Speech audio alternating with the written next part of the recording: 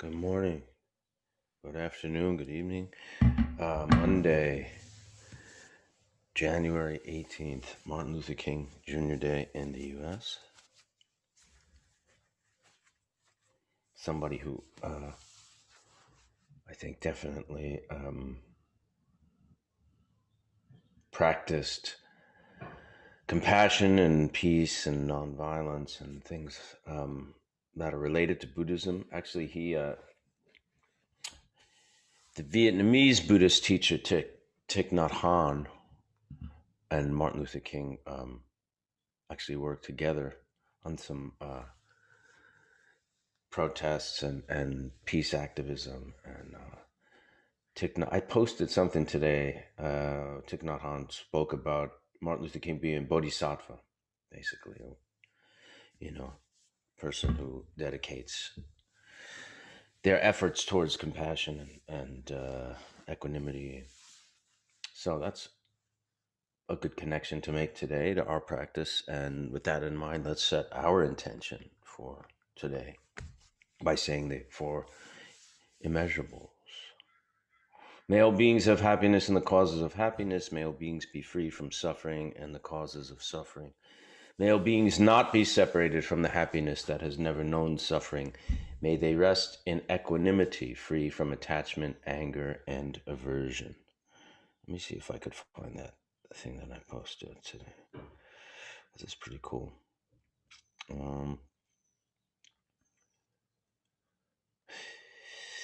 This is from Thich Nhat Hanh. The moment I met Martin Luther King Jr., I knew I was in the presence of a holy person. In Vietnam, we refer to Dr. King as a bodhisattva, an enlightened being devoted to serving humanity. And the Dalai Lama said, I am one of the admirers of the late Martin Luther King. Although he's no longer alive, his spirit is still very much relevant, very much alive. We must keep his spirit alive. Different places, still discrimination. His spirit is very much relevant.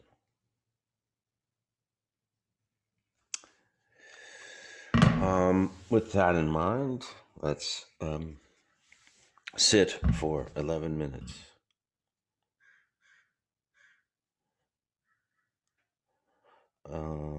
I may, once we start, talk a little bit, a brief review, but most of you probably have done this before. So let's start.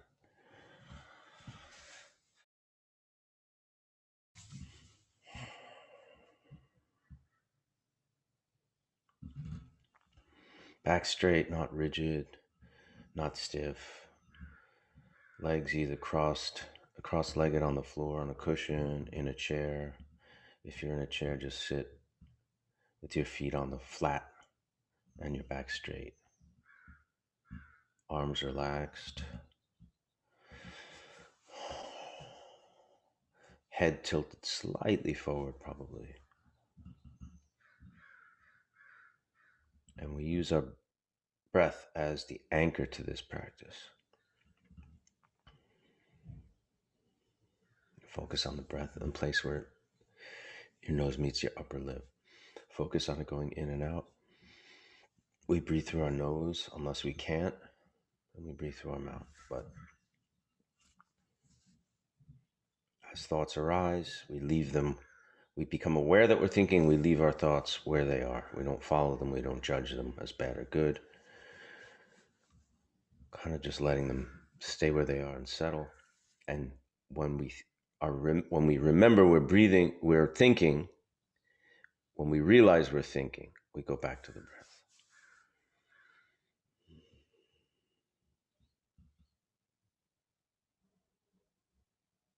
Once you notice that you're thinking, go back to the breath and focus on your breathing again. You may find yourself have gone off in thought for quite a long period of time, but that's okay. The important thing is that you recognize the fact that you're thinking. It's kind of irrelevant how long you've been thinking for, what you're thinking. The only thing that matters is that you recognize the thought. That's it.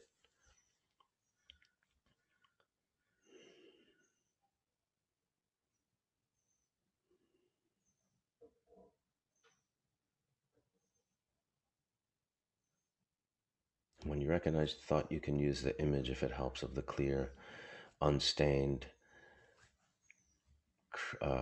clarity of a blue sky with nothing in it, limitless expanse, limitless potentiality, unblemished, complete clarity, which is the nature of mind. The thoughts arise, thoughts dissolve, emotions arise, emotions dissolve and pass.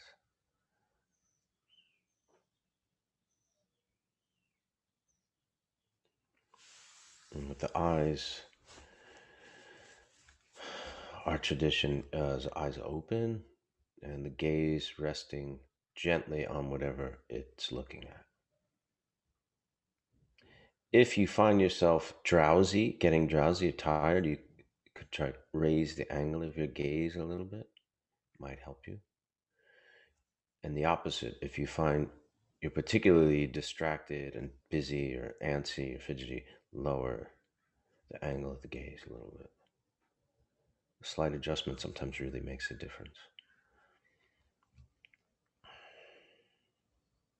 And don't be afraid to shift if you need to. If you're feeling too much tension or too uncomfortable in certain parts of your body, just shift as need be and settle back in to the posture and to your meditation, to your practice, to your breath.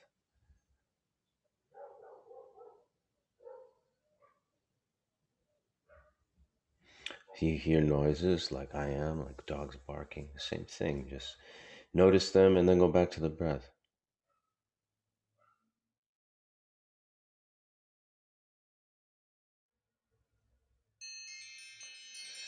Okay. We'll get to some questions or discussion topics a little later. There's a Q&A function that you can use for that. Today, I'm reading a little bit from this book, Rebel Buddha by Dzogchen Rinpoche. We've read a little bit from it before.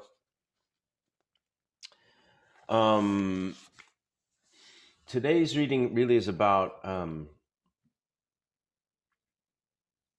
the Buddhist concept of self, the myth of self, the illusion of self, and how a lot of our they talk about how we all have Buddha nature, right? And that's there from the beginning for countless lives, previous lives, eons, centuries, and ages, and the reason why we drift away from that and get involved in samsaric thinking and samsaric existence is really because we don't understand and don't realize our true nature and the myth of the self, how Dzogchen Ponlop calls it. So we're going to read a little bit about that today. If knowledge is the key to our freedom, then how do we move from a state of unknowing to knowing?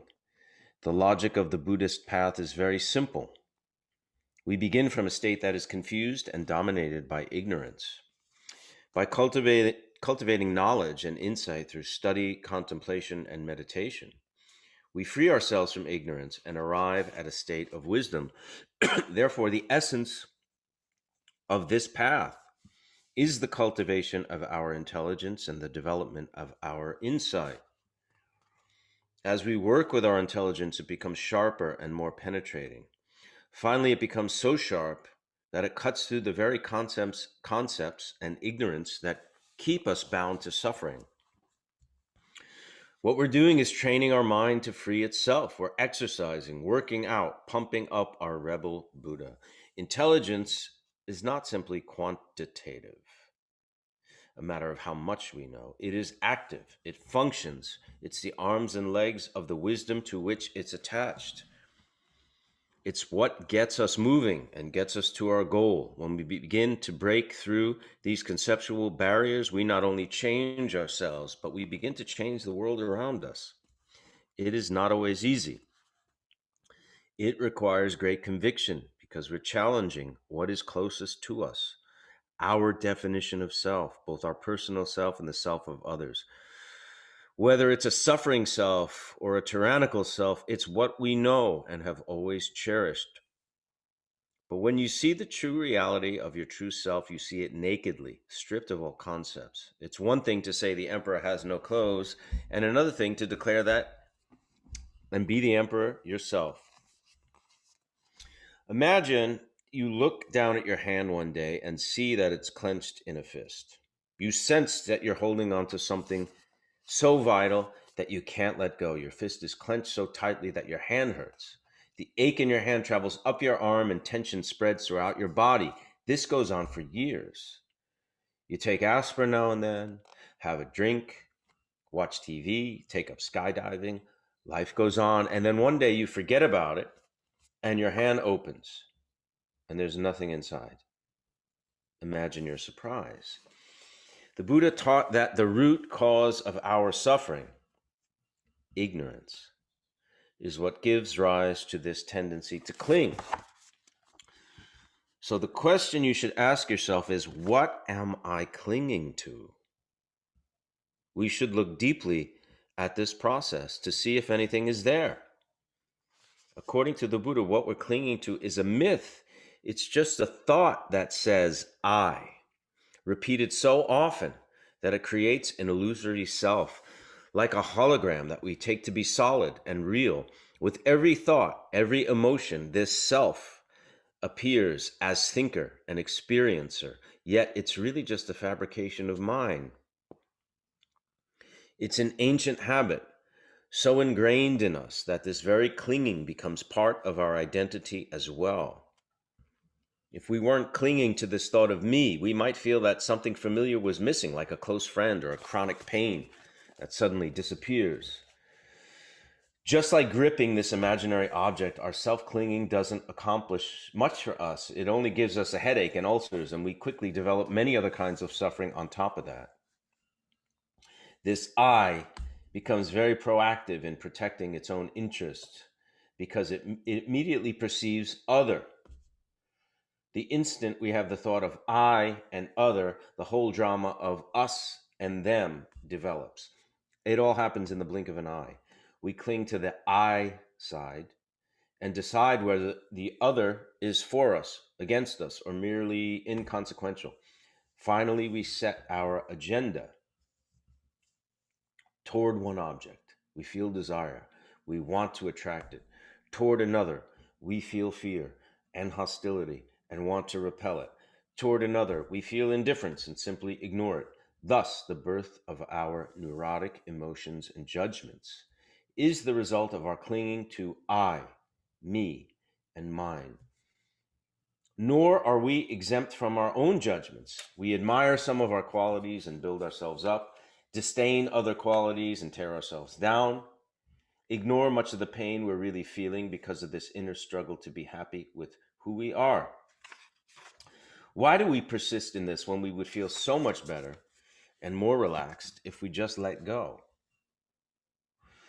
The true nature of our mind is always present, but because we don't see it, we grasp what we do see and try to make it into something it's not.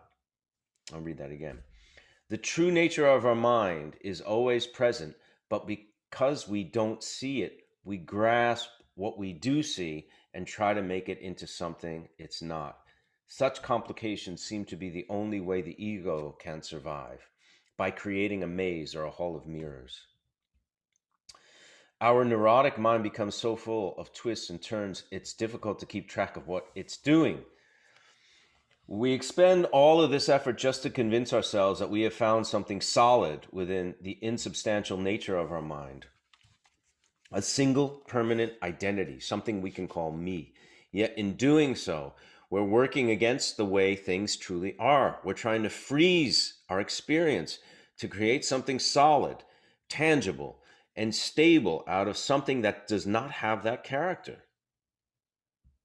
We're trying to freeze our experience to create something solid, tangible, and stable out of something that doesn't have that character. It's like asking space to be earth or water to be fire.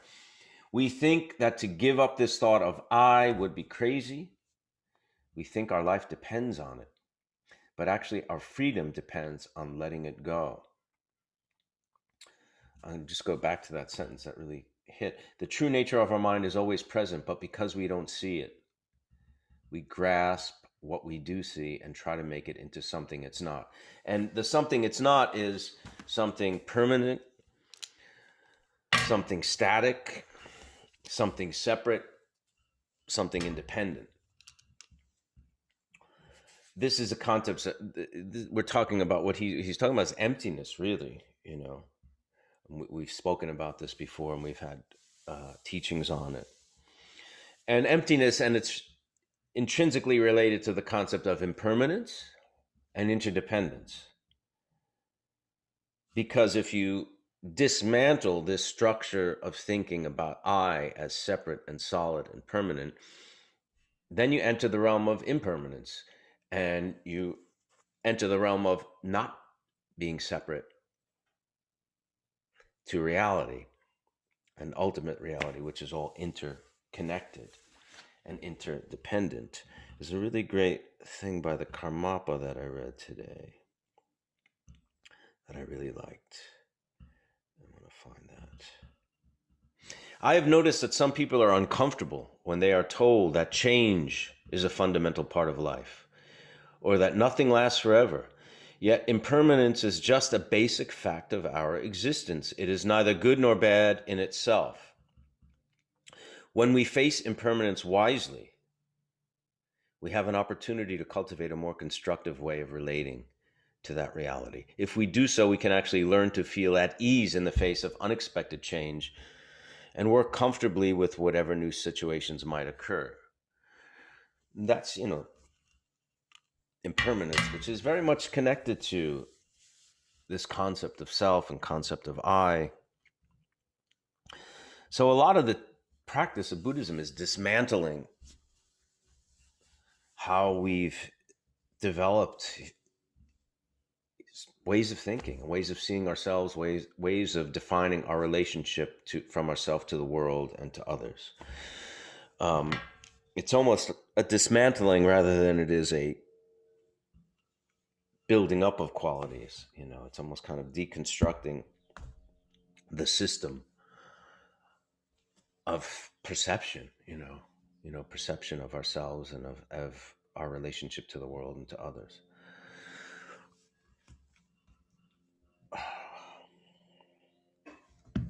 Let's see if we have any questions today. How can I stop feeling resentful?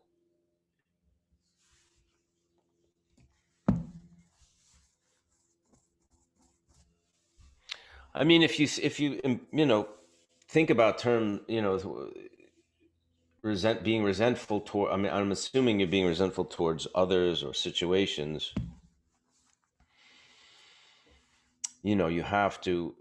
It's a bit of a general question. It's kind of hard to be specific because I'm not sure exactly what you're talking about, what you're being resentful for, but whatever you're being resentful for, think of it in terms of being impermanent, of being temporary, of being probably arisen through some kind of level of ignorance and not understanding the situation, either from your side or the other side.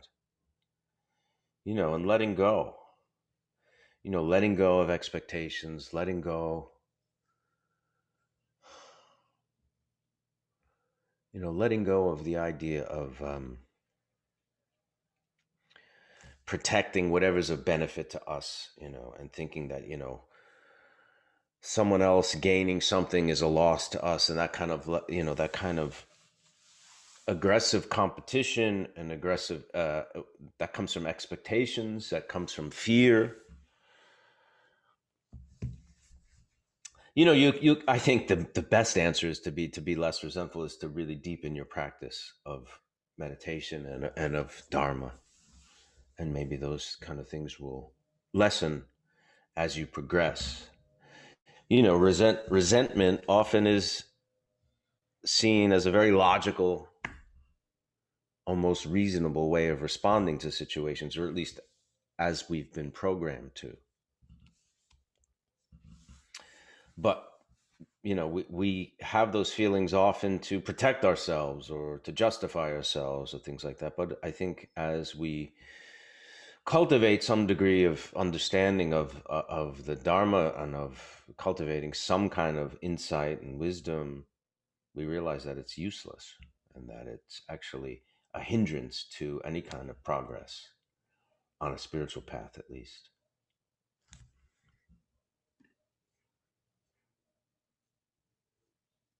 I recently learned that we can all practice benefit for all beings and be bodhisattvas not just by doing big activities, but even small activities. What small activities would you suggest for those with such aspirations who may not be able to do big activities? You know, it's possible to make everything a practice. You know, when you sit down to eat a meal, you know, you can dedicate whatever nourishment that you're taking in, that it help you be of benefit to all beings. You can also, when you look and sit and there's a slice of bread and peanut butter, you can give thanks to whoever baked that bread and to the farmers who grew the wheat and to the farmers who picked the uh, peanuts and processed them and made them. You know, and it's almost a realization of interdependence a an understanding of how interdependent we are. You know, so there's potential in all moments of our life to be plugged into the Dharma. You know, to be plugged into a more enlightened way of seeing things. You know, every interaction you have with another person, if you bring mindful awareness to it, and this is not an easy an easy task. This is this is something that takes a lot of practice. You know, you interact and you bring mindfulness to it, and you can come from a place of more compassion all the time. You know, you can let go of, especially with people that we're close to, where these roles and relationships are been very defined over time, and we have more knee-jerk reactions when somebody does something and it's something that always bothers you. When this person does that, or when they say your name in that tone of voice, you know, mindfulness, you can step back a little bit from those habituated responses and interactions and have, you know, some air, some space into that, and really see this person for who they are, and realizing that your relationship to them is they're impermanent, your relationship is impermanent, and one day they will not be there. They may not be there in the next moment. You know, death is a certainty. Death is a certainty, but the time of death is uncertain. We don't know, and it can happen in an instant, it can happen in 20 years, and it can happen in 5 minutes. What does it mean if I can't meditate without crying? um I don't know, that's a tough question for me.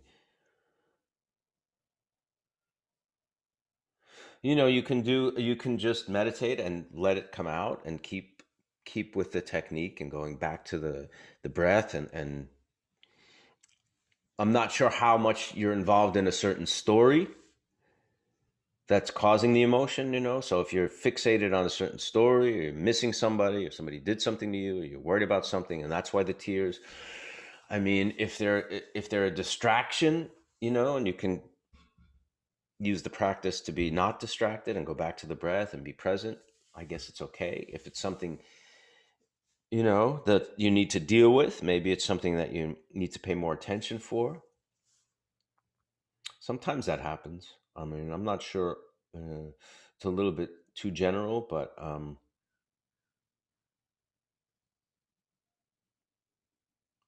you know, if you're really caught up with a story of, and that's causing you to cry, and by story I mean, you know, events in our life and relationships and things like that.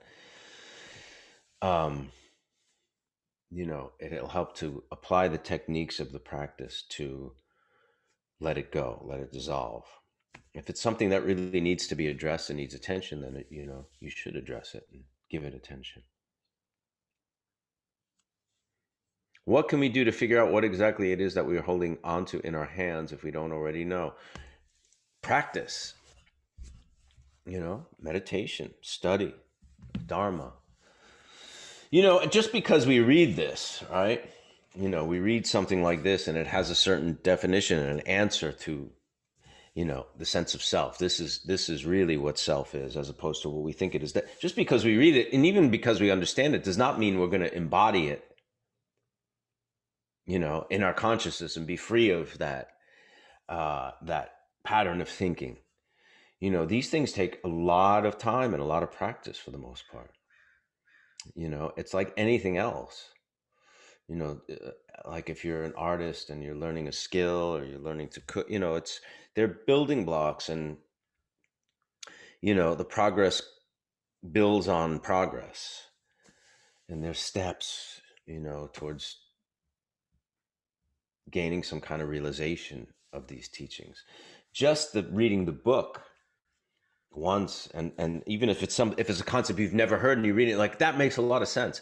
That doesn't mean you're going to be free of that kind of thinking. It's something that takes a lot of attention and a lot of practice and a lot of commitment, and that's okay. Is the ultimate reality permanent and never changing?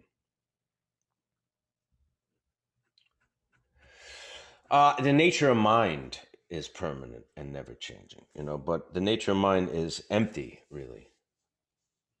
So there's nothing really to be permanent there. There's nothing really there to change or not change, in a way. It's kind of a conundrum.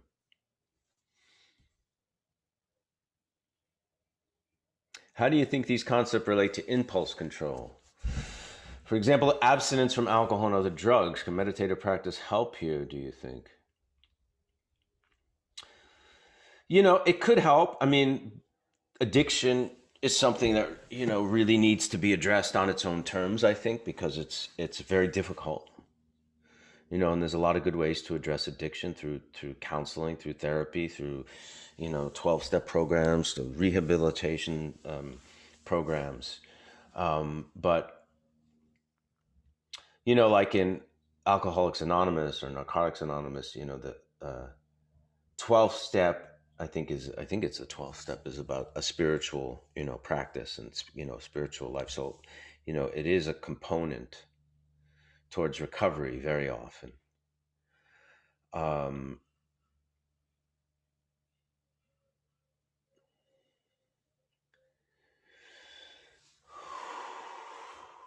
I think that really is up to the individual too, whether you need, you feel you want to be sober to practice. I mean, my teacher actually demands his students to not use intoxicants. Not all teachers do that. It's not a rule in Buddhism that you can't. In fact, there is no rule about that. But unless you're a monk or nun. But some teachers have individual precepts that they want their students to follow because they feel like they will be better.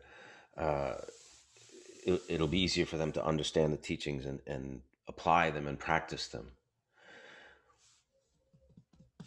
So, yes, I think meditative practice can help, but I think that, it's such a serious issue that it needs, um, as much attention as you can give it, and some professional attention definitely helps, or communal attention like a 12-step program.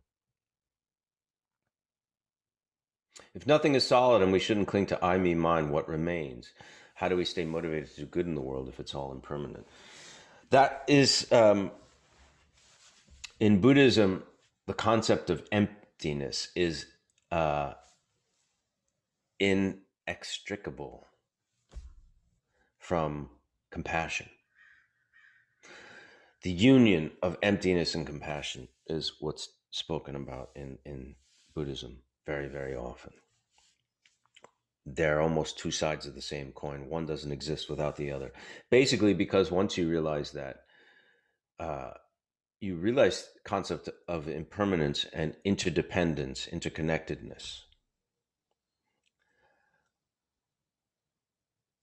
Compassion naturally arises, because there's no separation between the self and others. So that, and also understanding that people suffer because they cling to that idea of a self, that most people do in the world, and that they suffer because of that. And compassion for that suffering arises, and the compassion that arises will inspire you to help others be liberated from that kind of suffering.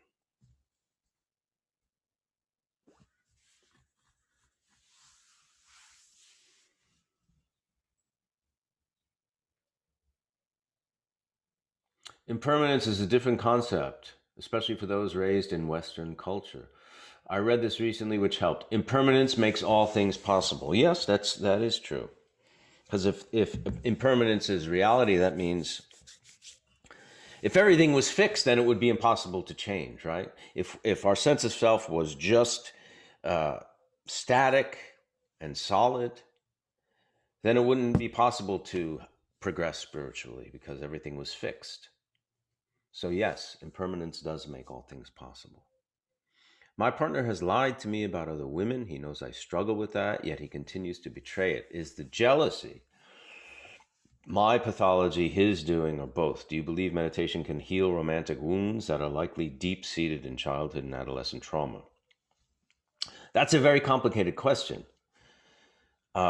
because you have to, you know, being a Buddhist doesn't mean being a doormat. You have to understand that. So you may have compassion for your partner, thinks, well, he's cheating because that's where he's at and everything, but that doesn't mean you have to just accept that because of, you know, because you feel like it's part of your practice. You may have to have certain boundaries to remain in the relationship, and if the boundaries are crossed, then maybe you can't be in the relationship. Um, Jealousy is a natural reaction to that kind of thing, but it's something you may want to work on and meditate on your own. But just saying jealousy is bad, I shouldn't feel it, I should let my partner do whatever he wants, that's not productive. That's not actually not maybe not helpful to that person, to your partner, because your partner may need those boundaries because you know he's committed, maybe your partner's committing negative actions through the infidelity and things like that, and um, you know creating negative karma, and by allowing that, you're not doing them a service.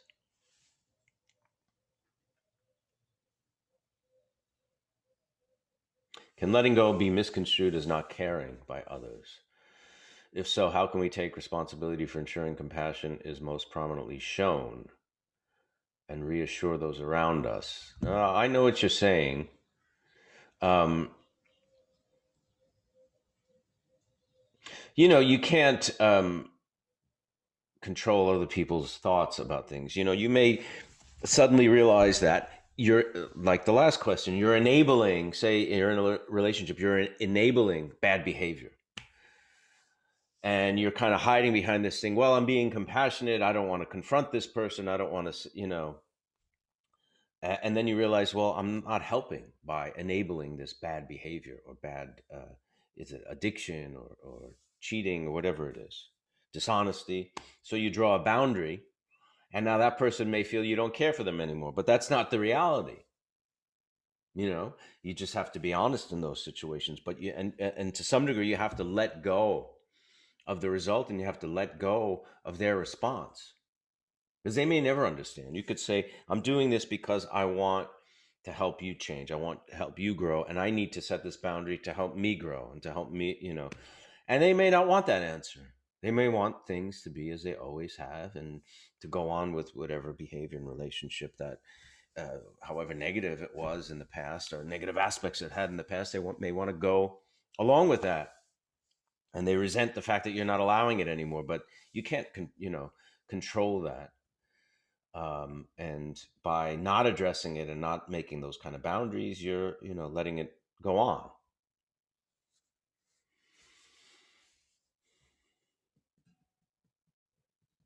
I have been getting angry of late. I am not sure where it is coming from. I have suppressed it all my life, but recently it's there, and this time I'm not trying to suppress it, but accept it and embrace it. When you start to meditate and or practice spiritual path, Buddhism, Dharma, all kinds of things start coming up. It's not uncommon for many different emotions and many different feelings to start to come up. Um, you're letting your mind settle. You're kind of taking a step away from this habitual mindset, habitual way of thinking. you're kind of shifting and looking at the mind looking at mind, maybe for the first time ever. I mean, if you really feel the anger is possessing you to the point where it's causing you a lot of difficulty, a lot of pain, there's always the idea having somebody to talk to, therapist, counseling, psychologist, psychiatrist, all that kind of stuff is also often very useful when we're going through transitions and changes and changing the way we think and trying to move on from fixated ways of thinking and fixated ways of relating to the world and relating to people. There are many therapists who are Buddhists, and you can Google who is and who isn't, and a lot of, especially like Chogyam Trungpa Rinpoche, a lot of his students went into the therapy field and psychiatry field, psychology field.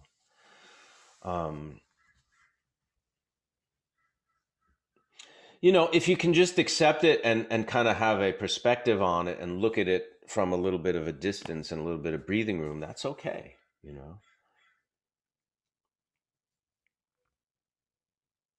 Rebecca asked, could you explain what the name Rinpoche means? Rinpoche literally means precious one when you translate it from Tibetan to English. But it's an honorific title in a way, you know. Usually a Rinpoche is a Tulku, which is a reincarnation of a Lama from the past life. I don't know if it's exclusively that, but it's an honorific title in a way, saying that this person is known to either be a Tulku who has been reincarnated, but as a reincarnation of someone who has reached a high level of attainment in the teachings. What were some of your first steps to enlightenment?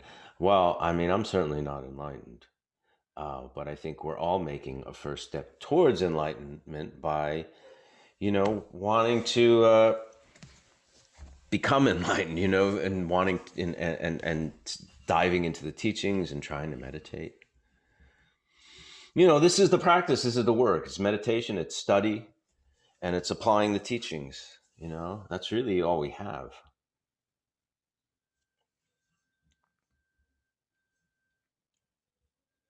Do the Dalai Lama and Garchen Rinpoche meditate every day? I remember seeing something about the Dalai Lama's routine, and I think he wakes up at like 3:00 in the morning or something like that, and he does his treadmill, and he is in prayer meditation for several hours every morning. You're also somebody like Dalai Lama, Garchen Rinpoche. There's someone who also is in that state of mind pretty much all the time, I think. But I think both of them in particular do actually formal practice pretty much daily. Michael, can you elaborate self-grasping? What does it mean?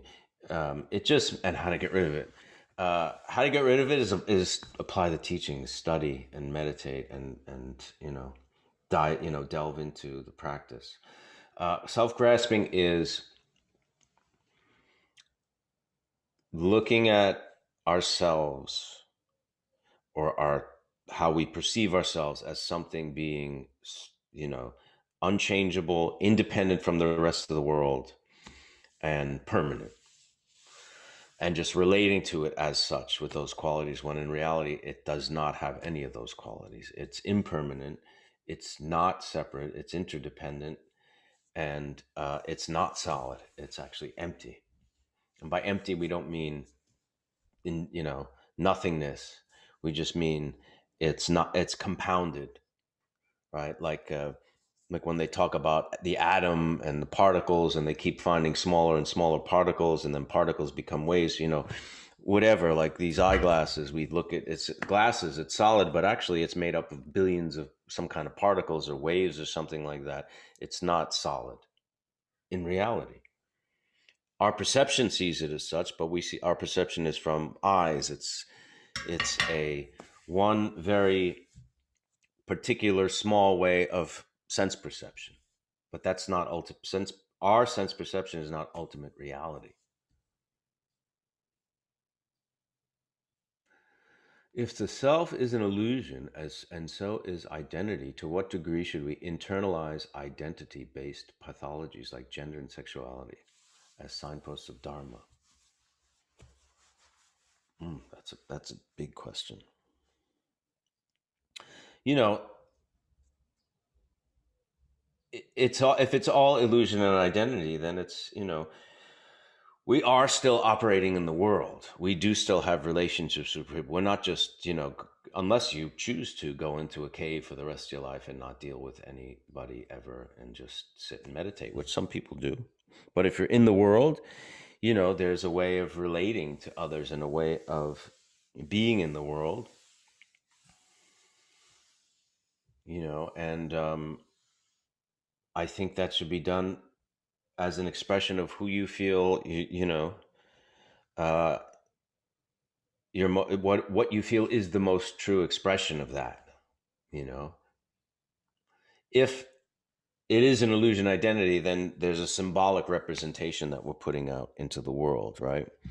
I can choose to wear, a military uniform and do my day to day, shopping and banking or whatever the hell I do. Well, uh, going to a bookstore or something like that. But you know what? It's you have to. That's not true to me.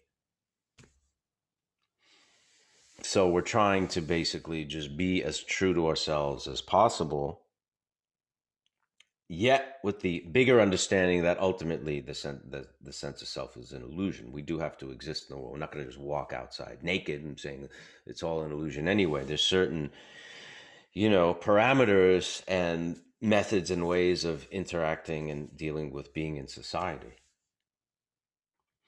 Do the Buddhists talk about different stages of life and growth? I've just turned 40 and feel the need to develop a spiritual practice. I feel more able to engage and open my mind to new possibilities. Now, they don't. I don't know if they talk specifically about different stages of life, but feeling the need to develop a spiritual practice and feeling more able to engage and open your mind to new possibilities is awesome, and you should. I would very much encourage you to follow that impulse. Okay, let's sit for 11 minutes.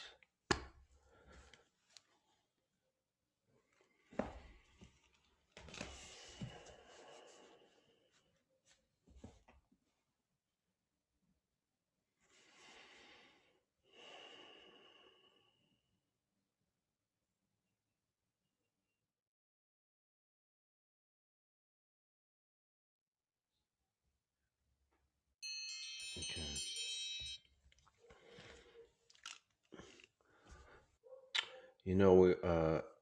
We're talking about like doing um, how to make small actions in life. If we can't do big things to change or to acts of compassion, do smaller ones. Dedicating when you meditate, even when you read Dharma, something like that. Um, Anytime you pray and practice, like we dedicate at the end, when we set our intentions in the beginning, you're dedicating that merit to the benefit of all beings, which really kind of brings this much bigger perspective and view to the practice. You may feel insignificant in comparison to the, multitudes of beings in existence and stuff, but you always remember one drop of water put into the ocean becomes the ocean. You must have that kind of perspective to it. Um,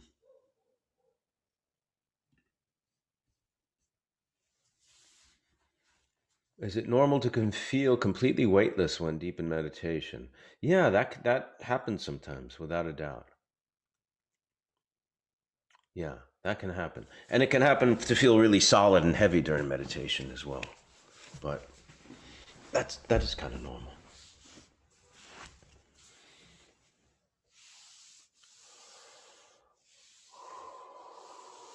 I have found the recent manifestations of white supremacy to be quite threatening to my well-being and those I love. I am white in America. How do I use meditation to process in a clearer way so I can feel safe and provide a grounded space when I am in contact with others?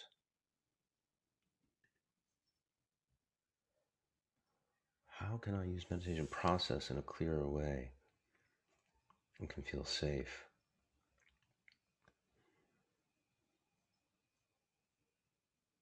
I mean, that's a complicated question, and yeah,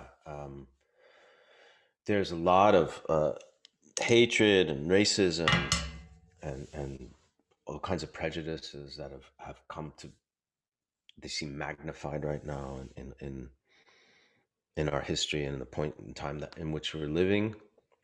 I mean, I think which really makes practice so important, to be able to also know that everything changes, and that things are impermanent. And, we may be going through a point in society where this is an eruption of all this, negativity that um, will arise and lessen now. Maybe there's a change in our culture, in our society and mindset that'll, you know, bring about more peace and more harmony in the future. And maybe not. Um, but we have to realize that it's, that all things are impermanent, and that people who act out of hatred, who are locked in that kind of mindset, you know, uh, are suffering. That does not mean you accept what they're doing. That does not mean you don't arrest them if they break the law, or you don't defend yourself if they're harming you or someone else or a loved one. It doesn't mean accepting that kind of behavior. It's just, a perspective towards how you can perceive it, rather than just see it as just hate.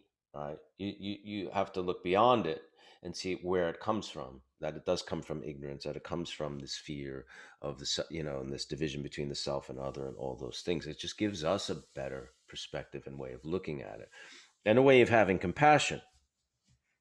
I said this last week. I think I always try to think of what would Garchen Rinpoche do, or what would the Dalai Lama do, and how would they see it. Um, and really, apply the teachings as you know it. If these teachings are making sense to you and inspiring you. But certainly these are very difficult times and very scary,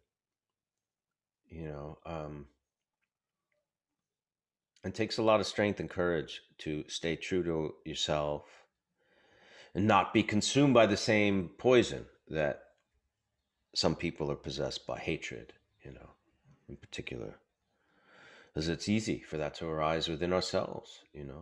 I mean, I'll be quite honest, watching what happened at the Capitol building on January 6th. I mean, I was furious for days. you know um I would love to say, I was able to have equanimity and compassion and just be in the moment and acceptance, but I was pretty locked with anger, and it took me, I think I exacerbated it by watching it continually on the news and things like that, and kind of locked into that rather than just tried to step away and practice more. But eventually I did step out and practice through, you apply some of the teachings and practices to gain some kind of perspective on it rather than just be trapped with the emotion. But it was hard. It was hard. And it will be hard. But by being here today, obviously you've stepped onto some kind of path, whether it be becoming a Buddhist or not, or maybe becoming a meditator for the rest of your life or not, or both, or whatever. But you've stepped on some kind of path, and it's definitely a path that offers tools to function and deal with being in this, samsaric world and existence that we're in right now, which is a very difficult time. So with that in mind, let us dedicate whatever merit we have generated today to the benefit of all beings, and that includes all beings. By this merit, may all beings attain the state of enlightenment and conquer the enemy of faults and delusions. May they be liberated from this ocean of samsara and its pounding waves of birth, old age, sickness, and death. Thank you for being here today. The fact that you're here means way more to me than you can ever know. See you next week.